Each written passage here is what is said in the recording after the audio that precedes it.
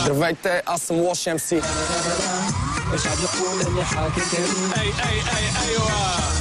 Уважаеми телевизионни зрители, прозаичното ми име е Стефан, но съм по-известен в underground хип-хоп средите като Лош MC.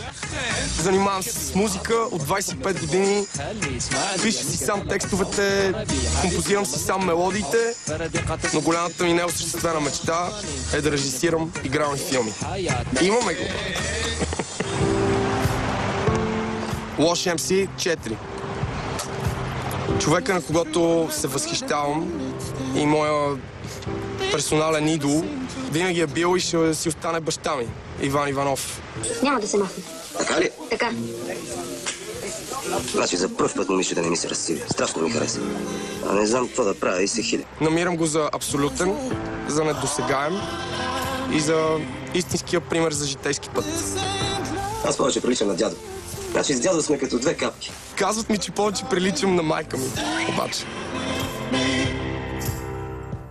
Известен съм повече в интернет с идиотските си парчета. Участвам в групата да... Правя най-смисления, най-музикантския и най-тарикатския рап в тази препълнена с псевдо-еминемчета държава. Страшен кеф ми прави да си слушам собствените парчета и слушам предимно мои тракове. Нещо умно няма ли да се каже накрая? Сори, бате, тук па нищо умно няма да кажа. Запознат съм с всички останали, но най-вече с собствените си неща. Също така най-забавният човек, който съм виждал съм аз. Мене да ме търсите за нещо забавно, иначе оттеглям се кротко и плавно. Това добре, искаш да го повторя с повече чувство за хумор.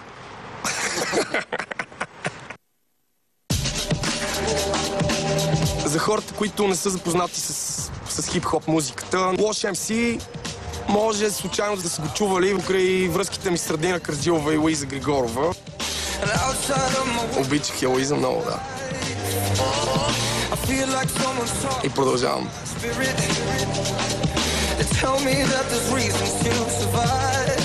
Всъщност това е голямата ми слабост. Аз съм много влюбчив и единствено любовта може да ме рани сериозно, нищо друго.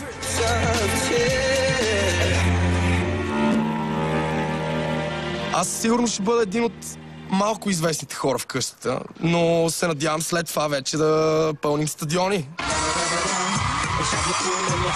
И се надявам да се забавлявам. Влизат вътре разни драма куинс, които сами си избрали да влязат. И още от първия, втория ден почват да се тръскат, да реват. И какво правиш там? Ми изчезвай! Тези ще бъдат първите номинирани.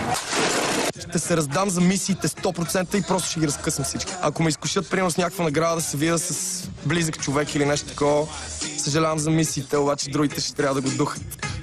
Нещо, което много ще ми липсва в къщата, са подправки от всякакъв сорт.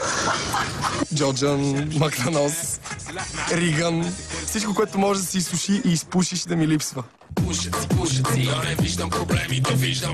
Пушат си, да не виждам проблеми, да виждам. Мисля, че в къщата на Ви Брадър има място за идиот като мене и това място ще го открия със сигурност. Не, чакай от начало.